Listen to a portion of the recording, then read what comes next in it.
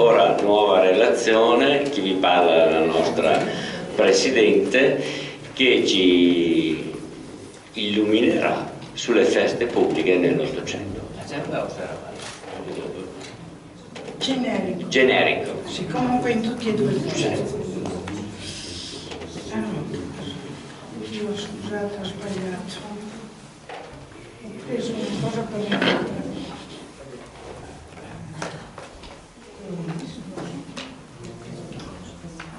Scusate.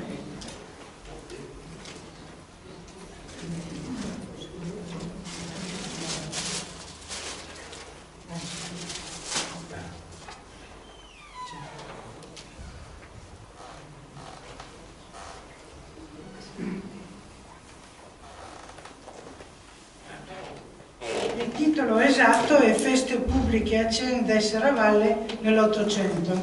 Anche qui è Da documenti e resoconti storici abbiamo le descrizioni delle splendide feste che rallegravano l'anno dei veneziani. Tutto questo con l'arrivo dei francesi e degli austriaci finì. Ecco perché diciamo, i festeggiamenti si ridussero a poche giornate per ricordare più che altro genetriaci degli imperatori, nascite di eredi al trono e diciamo, matrimoni vari. Difatti i primi diciamo, documenti che abbiamo qui in zona sono quelli che riguardano il periodo austriaco. E naturalmente questi inviti erano più che altro per festeggiare i genetriaci degli imperatori. Il primo che troviamo nei nostri archivi viene inviato da Venezia il 4 febbraio del 1803 dal conte di Bissingen ai nobili deputati di Ceneda e conteneva il seguente invito. Ricorrendo nel D12 dell'andante mese di febbraio la festa del giorno di nascita di Sua Maestà l'Imperatore, il Re nostro sovrano, non è che troppo giusto d'esternare con tutta la solennità i sentimenti di rispetto e del più profondo ossequio verso l'augusto e pio nostro monarca, pregando il cielo per la lunga conservazione dei suoi giorni e di quelli di tutta l'augusta famiglia. In conseguenza di ciò viene contemporaneamente citato Monsignor Vescovo affine che si compiaccia non solamente di celebrare in quel giorno una messa solenne col Te Deum nella cattedrale al pari della funzione che sarà tenuta in questa città, ma di ordinare un tal culto divino per la giornata sua cenata in tutte le altre chiese della diocesi. Trattandosi dunque di festeggiare in tal guisa una giornata tanto interessante per tutti i sudditi della monarchia, viene ingiunto essi nobili deputati di Ceneda ad intervenire a questa messa solenne e di esternare con ciò la dovuta sudditanza e la rispettosa sottomissione a Sua Maestà Imperiale Reale, unendo ai loro voti con quelli di tutti i popoli sudditi per il suo regno felice. Il personaggio di cui si doveva festeggiare il compleanno era l'imperatore d'Austria Francesco I. Francesco I era figlio di Leopoldo d'Asburgo-Lorena, Granduca di Toscana, che era diventato per diciamo, la fine della dinastia regnante, ecco, era diventato imperatore d'Austria, perché ad un certo punto non ci sono più eredi e quindi a Vienna va la dinastia degli Asburgo-Lorena. Alla morte del padre, appunto nel 1792, era diventato imperatore d'Austria. A Vienna lo chiamavano il buon Francesco, naturalmente con una vena sottile di ironia. Era una emerita nullità. Ecco. La cultura non lo attirava, anzi aveva antipatia per gli intellettuali che riteneva dei reazionari. Non lo attraevano gli esercizi e le pratiche militari e indossava forse 2 volte all'anno l'uniforme. Era un uomo pedante, abulico e meschino. Il suo lavoro principale era correggere con grande zelo gli errori di ortografia e di forma che trovava nei rapporti dei suoi dipendenti. Per il resto era ben felice di lasciare tutto nelle mani di Metternich e della polizia segreta, che gli permettevano di ficcanasare in tutte le faccende private dei loro sudditi. Ecco. Naturalmente visto che l'imperatore era questa emerita nullità, Metternich ha pensato bene di diciamo, mettersi in mostra. Ecco, e quindi naturalmente lui ha fatto di tutto perché questo imperatore fosse considerato. Noi tutti quanti conosciamo benissimo il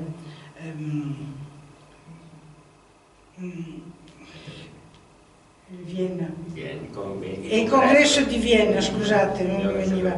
Ecco, il congresso di Vienna che Metternich lo fa talmente, diciamo, pieno di feste, di balli, di tutto di più, ecco, per non dare la possibilità a tutti i personaggi intervenuti da tutti, diciamo, gli stati d'Europa di rendersi conto di quello che succedeva, perché lui li subissava di divertimenti e difatti è venuto fuori il detto, ecco, appunto il congresso si diverte, perché questi qui invece di parlare di politica e di cercare di fare una suddivisione dell'Europa in maniera come si deve, praticamente pensavano solo a divertirsi. Quindi immaginatevi, ecco, come dovevano essere felici tutte, diciamo, le deputazioni di dover osannare un monarca come appunto Francesco I, ecco, quindi vedete, però di necessità virtù. Ecco.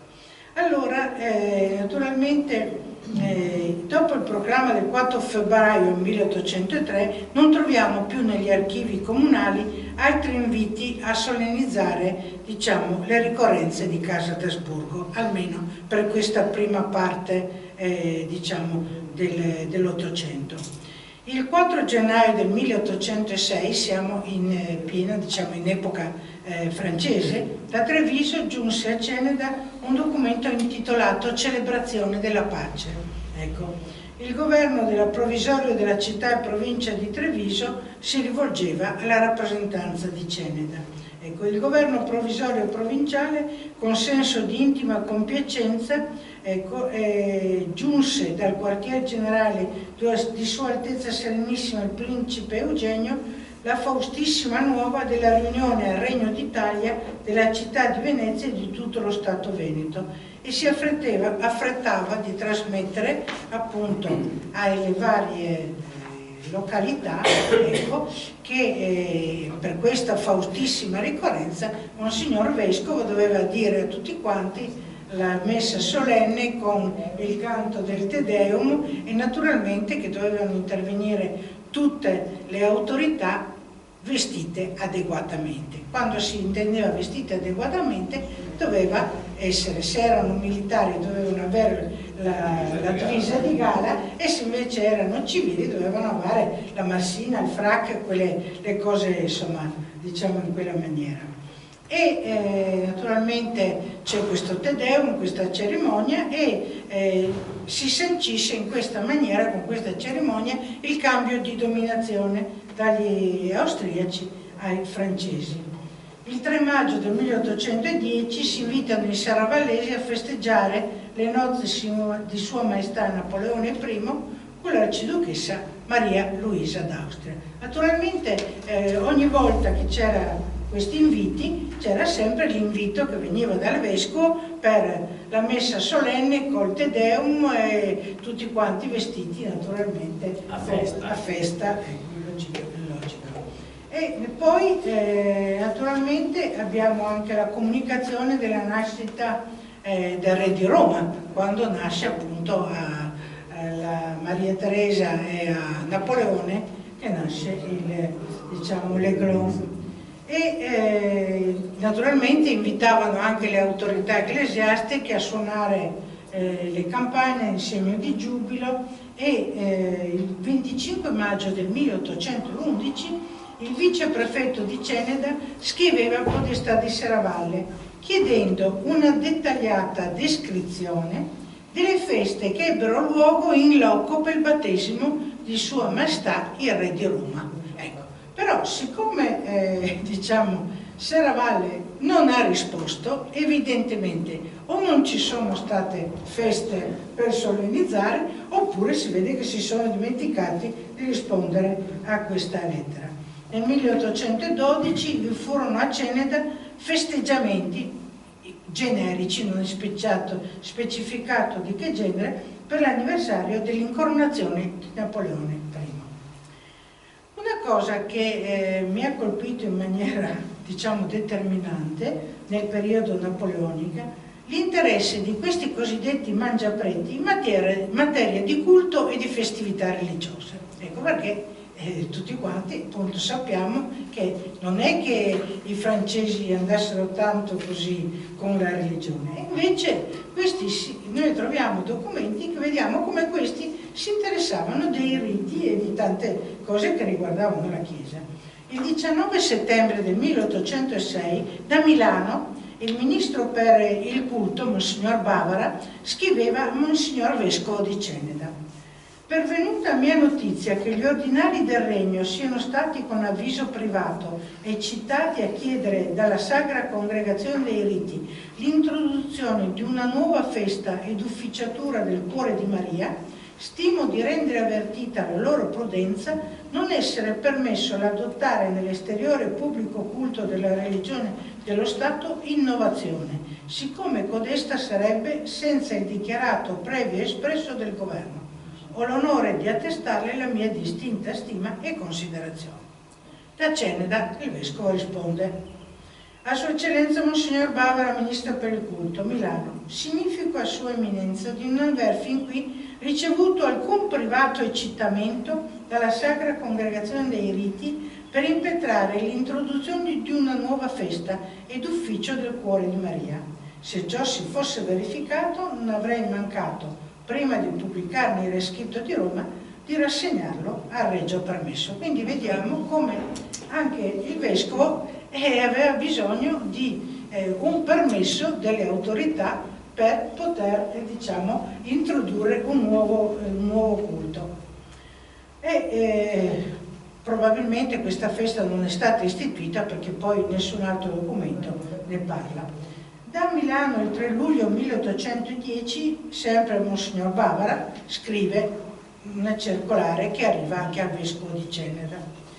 È mente del Reale Governo che al giorno 25 maggio, in qual altro per nuova introduzione, si è segnata nei calendari diocesani ed inserita nei missali breviari l'ufficiatura di San Gregorio VII. Venga richiamata l'antica festa d'ufficiatura, tuttavia conservata, di Sant'Urbano, Papa e Martire, siccome si osserva in tutto l'impero e in diverse diocesi del Regno, dove la festa d'ufficiatura recente o non fu ammessa o vi cessò da molti anni. Quindi evidentemente ripristinano questo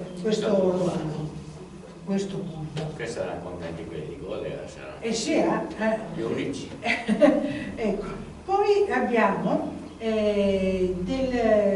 adesso invece il governo austriaco, anche loro si occupano delle varie feste ricorrenti. Difatti il 14 marzo del 1816 a Monsignor Reverendissimo Vescovo di Ceneda vuol sapere se dalle diocesi di codeste province, quello che scrive, ecco, venga venerato qual protettore del paese San Giuseppe e se per tale motivo si celebri come festivo il giorno 19 marzo. Come pare di rilevare il motivo per cui in codesta diocesi sussista la festività di San Giobate il Precursore, non vedendosi ciò adottato nella maggior parte delle altre diocesi. Lo scritto si concludeva con l'invito al Vescovo di dare informazioni in merito. La risposta del presule cenedese, che Gian Benedetto Falier, è la seguente: all'eccesso imperiale Regio Governo Generale Venezia, sebbene il gloriosissimo San Giuseppe, sposo di Maria Vergine, non sia il particolare protettore di questa mia diocesi, tutta volta da che mi trovo al regime spirituale della medesima, mi venne sempre di riscontrare in ogni classe di persone, in riguardo allo stesso santo, un sentimento speciale di divozione. Nell'anno poi 1800, per aderire alle istanze e ai pii desideri dei miei diocesani, chiesi ed ottenni dalla viva voce dell'attuale sommo pontefice, era allora in Venezia, di ripristinare nella mia diocesi tanto la festa del detto San Giuseppe come quella di San Giobate il Precursore di Gesù Cristo. E nel giorno poi 5 di maggio di detto anno ebbi un breve pontificio con cui mi venne formalmente ratificato una tale facoltà. Tanto umilio in riscontro ho l'ossequiata nota del 14 marzo, onorandomi di essere con la più alta considerazione, eccetera, eccetera. Ecco, tanto queste disposizioni di culto emanate in epoca napoleonica e primo periodo austriaco, dopo però non esistono documenti che riguardino, diciamo, i governi e le autorità religiose. Non so se sono andati persi, però né archivio né diocesano né nel nostro archivio non esiste più niente. Siamo arrivati ormai, diciamo, alla fine della dominazione francese e quindi abbiamo i festeggiamenti che ebbero luogo a Ceneda l'8 luglio 1814 per l'ingresso delle armi alleate in Parigi. Ecco, qui dice una banda strumentale sostenuta da dilettanti, recatasi sopra ogni punto del paese, si trattenne poi presso del vice comandante militare, il quale si compiacque di dare una festa da ballo. La città con ornamenti, salve di mortaretti, alle 10 della mattina la truppa in acquartieramento in tutta parata defilò sulla piazza Maggiore, siccome parla di Ceneda, quindi la piazza Maggiore è questa qua. Ecco.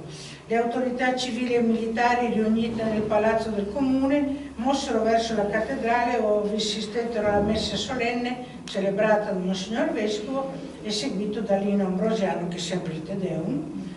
Razzi, salve di mortai, una scelta banda musicale ambulante, un'elegante e nobile festa da ballo chiuse finalmente il corso di sì bel giorno.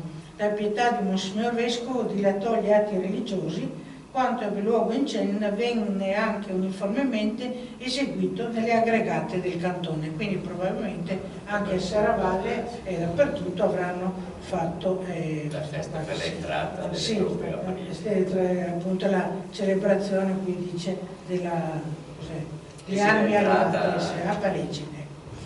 Poi abbiamo già nel 1815, 29 aprile, quindi presto, ecco, il vice ispettore di Conegliano distrettuale scriveva al podestà di Ceneda: arrivo di Sua Altezza Imperiale il Principe Giovanni d'Austria, commissario plenipotenziario di Sua Maestà, l'Augustissimo nostro Sovrano. Si invitano tutte le famiglie di recarsi nel luogo detto il Campardo, nella località dove si tiene la fiera settimanale dei bovi alle ore 10. Un apposito delegato regolerà la distribuzione delle carrozze, quindi praticamente ogni nobile andava con la carrozza e là li avrebbero irregimentati perché passava il corteo imperiale. E naturalmente sotto la dominazione austriaca, iniziando dal 1814, tutti gli anni vennero festeggiati compleanni onomastici dell'imperatore con messa cantata solenne in cattedrale, quindi a Ceneda e nel Duomo di Serravalle, e poi concluso col canto del Te Deum. Naturalmente vediamo che ogni volta è scritto: mi raccomando, presentarsi in alto uniforme o vestito elegante, eccetera. C'è addirittura anche in alcune di queste comunicazioni c'è scritto anche il posto che devono occupare i militari, i religiosi, tutti quelli che facevano parte appunto della pubblica amministrazione. Come prescriveva l'etichetta. Sì, per questo. Naturalmente abbiamo anche notizie di varie visite degli imperatori e della famiglia imperiale nelle nostre zone. Ecco, difatti dice il 7 aprile 1825, dice: nel giorno che giungerà in Ceneda da Sua Maestà Imperiale l'Augusto Monarca, in unione a Sua Altezza Imperiale il Principe Viceré e Sua Altezza l'Arciduca Francesco Carlo con illustre seguito. Ecco, è da considerare che nel giorno 16, 17 e 18 si degnino visitare il progettato un nuovo tronco di strada, formando questi parte di tutto quel grandioso esperimento della strada di Alemagna che tanto interessa le viste di Sua Maestà. Questa probabilità esige che tanto nella sera del 16 quanto nel giorno 17 e mattina del 18 le autorità locali e direzioni del clero siano attenti per il ricevimento degli augusti sovrani. Siccome poi viene inibita ogni natura di spettacolo e fatta istruzione che ogni dispendio abbia piuttosto ad essere applicato ad opere di pubblica beneficenza, siano addobbate le finestre nella chiesa parrocchiale nelle 3 giornate sarà esposto all'adorazione del Santissimo Sacramento, nel caso che gli augusti personaggi si presentassero in questo luogo. Di questa visita a Serravalle venne stampata un'ampia relazione sulla Gazzetta Privilegiata di Venezia, in data 17 aprile 1825. Da quanto possiamo leggere, l'imperatore e gli arciduchi Ranieri Francesco Carlo, con tutto il seguito, scesero dalla carrozza davanti a Palazzo Minucci, dove furono ossequiati dalle autorità dal popolo, poi andarono in Duomo ad ammirare il quadro di Tiziano, poi da lì percorsero il nuovo tratto della strada di Alemagna a piedi, evidentemente voleva vedere come era fatta, ecco, e si recarono a visitare la caserma di Santa Giustina, poi l'attigua chiesa la chiesa di Santa Giustina, dove ammirarono l'antico mausoleo di Rizzardo da Camino e quello del cavaliere Guido Casoni, letterato del secolo XVI. L'imperatore visitò l'ospedale civile e la chiesa di San Lorenzo, nonché le scuole pubbliche, poi rimontò in carrozza e ritornò a Ceneda. L'indomani mattina alle 6:30 praticamente il corteo imperiale transita di nuovo per la porta di San Lorenzo e per la strada di Alemagna va su verso Belluno. Ecco. Il 28 maggio del 1826 la municipalità di Ceneda si riunì e parlando tra di loro disse che insomma il 1° luglio si apriva il giubileo e questo giubileo avrebbe dovuto durare fino al 31 ottobre.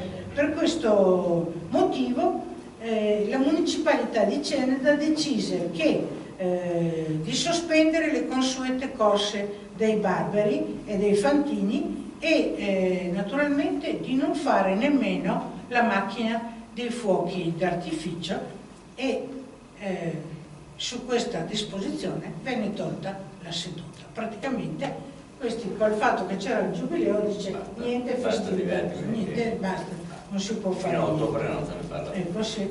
E in quello cioè 3 anni dopo, per festeggiare il giorno natalizio del sovrano, la municipalità di Serravalle dice noi non facciamo feste di nessun genere, distribuiamo assegni di beneficenza e doti a donzelle da marito. Ecco, quindi loro impiegano questi soldi in questa maniera.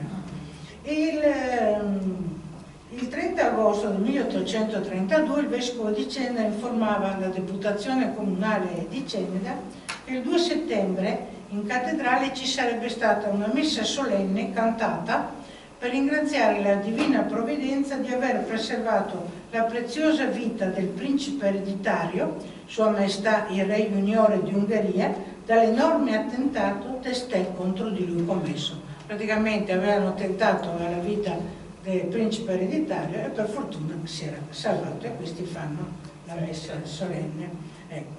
E naturalmente ci sono anche dati curiosi in queste disposizioni che vengono emanate per le visite dei reali. Il 16 giugno 1832 arrivava a Ceneda il seguente avviso: le altezze imperiali la mattina del 29 corrente passeranno da Codroipo per Belluno, che c'entriamo, percorrendo la strada di Alemagna, di innaffiare la strada per togliere l'incomodo della polvere ai viaggiatori.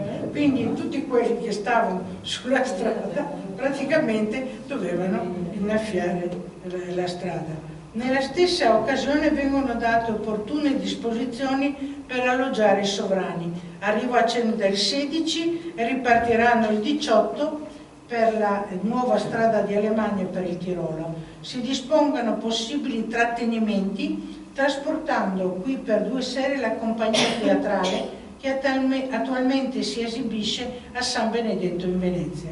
Firmato deputato Lotti. Ecco, quindi portavano questa compagnia teatrale. 5 minuti. Oh, ho tanto da dire ancora. Allora, poi naturalmente muore Francesco I e gli succede Ferdinando I, che diciamo era un inetto. Difatti la sua unica grande lavoro, la sua grande disposizione è modificare l'inno dell'Austria. Ecco, non ha fatto niente altro. E naturalmente per ricordare l'onomastico dell'imperatore, le autorità di Cenda decidono di fare un grande pranzo nel quale saranno invitati praticamente 35 nobili notabili di Cenda, e qui vi risparmio l'elenco di tutti i 35. Naturalmente Sacra Funzione, Te Deum, eccetera eccetera in chiesa. E naturalmente li hanno invitati all'Albergo della Rosa, perché difatti tutte le cose ufficiali, cose di un certo livello, venivano fatte all'Albergo della Rosa qua a Cenda. Era migliore. Sì, ma mi pare che doveva essere in via Cosmo, se mi ricordo bene. Poi c'è una copia stampa che celebra i festeggiamenti per l'inaugurazione del nuovo municipio di Cenda, con cantata posta in musica per solenne giorno, in cui la nuova congregazione municipale della città di Cenda assume le proprie funzioni. Troverete la cantata dentro la relazione perché è stata stampata dalla tipografia Cagnani. Quindi naturalmente ci dovevano essere i fuochi d'artificio quella sera, però c'è scritto che ha piovuto tanto e quindi erano rimandati i fuochi d'artificio a data da destinarsi. Ecco. E poi Ferdinando I abdica il 2 dicembre del 48 e naturalmente, siccome Francesco Carlo, che doveva succedergli, rinuncia, ecco, diventa imperatore il figlio di Francesco Carlo, che è Francesco Giuseppe I. Ecco, il suo primo atto di diciamo, governo è di assumere il motto Viribus Unitis. Questo qua, naturalmente, sempre per il compleanno e per l'onomastico ci saranno le solite feste, Te Deum, eccetera, eccetera, e via. Ecco. Per il matrimonio di Francesco Giuseppe, nel 1854, il canonico Rizzi viene mandato come rappresentante del clero trevigiano e cenedese alle nozze di Francesco Giuseppe con la duchessa Elisabetta Amalia Eugenia di Baviera, che noi conosciamo come Sissi, ecco, e quindi questo qui va in rappresentanza e naturalmente viene presentato all'imperatore, alla consorte e anche ai loro genitori. La nota dice che gli furono date per le spese 800 lire e lui ne ha spese 670. Bravo, ecco, quindi ha bravo, dietro ancora altri soldi. Nel 1854 fu data da Andrea Maffei, un cavaliere, una traduzione in lingua italiana dell'inno dell'impero ed è intitolato Inno popolare, traduzione del testo dichiarato autentico da Sua Maestà Imperiale Regia Apostolica. Ecco, e con la raccomandazione che questo inno doveva essere cantato in tutte le occasioni ufficiali. Porta la data del 26 dicembre 1854. E adesso vi dico una curiosità. Ecco, io sono stata sempre convinta, fino a quando ho letto questo documento, che questo inno si chiamasse Serbidiola. Ecco, perché venendo da una famiglia di redentisti, le mie zie mi raccontavano che quando andavano a scuola dovevano mettersi sull'attenti finché si suonava e si cantava questo maledetto Serbidiola. Ecco. Con questa volta ho scoperto invece che l'inno era Serbidiola Augusto l'imperatore, non si chiamava Serbidiola, era chiamato Serbidiola in senso dispregiativo dagli redentisti. Oppure per accorciare perché è troppo lungo. Sì, ecco, quindi qui ve lo riporterò nella relazione, c'è l'inno popolare di Serbidiola Augusto, l'Augusto Regno, l'austriaco Regno, sì. Ecco, quindi questo qua è stato questo. Poi abbiamo appunto gli ultimi exploit. Ecco, il 18 agosto è l'ultimo documento nel quale troviamo scritto: Serravalle, celebrazioni solite nel 1865, religiose per l'onomastico compleanno dell'imperatore Francesco Giuseppe I, senza che l'ordine pubblico sia stato minimamente turbato. Ecco, questo è l'ultimo, diciamo, degli austriaci. Poi abbiamo subito appunto un messaggio al municipio di Serravalle in cui è detto che nella sera del 15 corrente 1866 il nostro re, non è specificato ma è già Vittorio Emanuele II, ecco, farà il suo solenne ingresso in questa città. Ci sarà di sommo gradimento se potremo rendere più brillante la festa col gentile concorso di questa banda musicale. Questo è Treviso che scrive a Serravalle. Serravalle gli risponde: si dichiari a Treviso che non è possibile disporre della banda per inviarla altrove. Questo tout court. Ecco, il re è cambiato, anche il governo, però nei documenti non sembra interessare a nessuno, proprio niente. Difatti, ad un certo punto troviamo da Venezia il 3 ottobre 1866 all'onorevole giunta municipale di Vittorio, ecco, pensate, già abbiamo il cambio, ecco, avendo il sottoscritto ricevuto l'incarico del municipio di Padova per conto dei vari municipi delle province venete di preparare le barche, una per provincia nell'occasione del solenne ingresso di Sua Maestà in Venezia e degli spettacoli offerti, prega codesta onorevole giunta municipale a mandargli immediatamente il disegno e i colori dello stemma di codesta città. Ecco, Federico Barchet, fondamenta Arsenale 2169, gli mette anche l'indirizzo. Stranamente esiste un documento precedente a questo ed emanato da Padova il 17 settembre 1866, però non è indirizzato alla città di Vittorio, bensì ancora all'onorevole municipio della città di Serravalle, e c'è scritto: per l'ingresso a Venezia del bene amato nostro sovrano, i collegi municipali dovrebbero accompagnarlo. A tale effetto ogni municipio dovrebbe per quel giorno procurarsi una peotta fornita col buon gusto delle feste veneziane, contraddistinta con lo stemma della rispettiva città. Ogni peotta dovrebbe trovarsi alla riva della stazione della ferrovia al momento dell'arrivo del treno reale a servizio del rispettivo collegio municipale ed unito e formare corteo all'Augusto Sovrano. L'ultimo documento del 28 ottobre 1866, presente nel fascicolo intitolato Feste pubbliche di Cene del Serravalle, riporta quanto segue: all'onorevole comando del 32esimo battaglione dei Bersaglieri Serravalle, martedì 30 corrente alle ore 11 antimeridiane avrà luogo in questa chiesa parrocchiale una funzione funebre in commemorazione di quegli eroi che rimasero estinti nelle guerre per l'indipendenza italiana. Grazie.